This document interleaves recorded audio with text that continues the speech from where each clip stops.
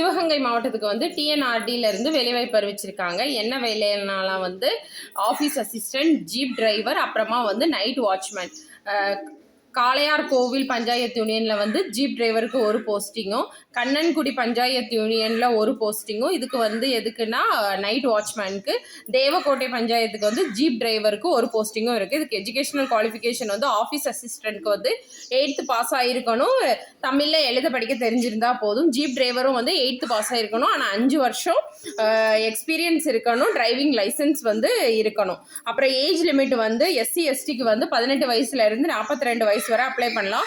Office அசிஸ்டன்ட்க்கு வந்து salary 15,700 58,100 முடியும். Jeep டிரைவருக்கு வந்து 19,500 71,900 முடியும். இது எப்படி செலக்ட் பண்ணுவாங்கன்னா, ஷார்ட் லிஸ்ட் பண்ணிட்டு இன்டர்வியூ வச்சு செலக்ட் பண்ணுவாங்க.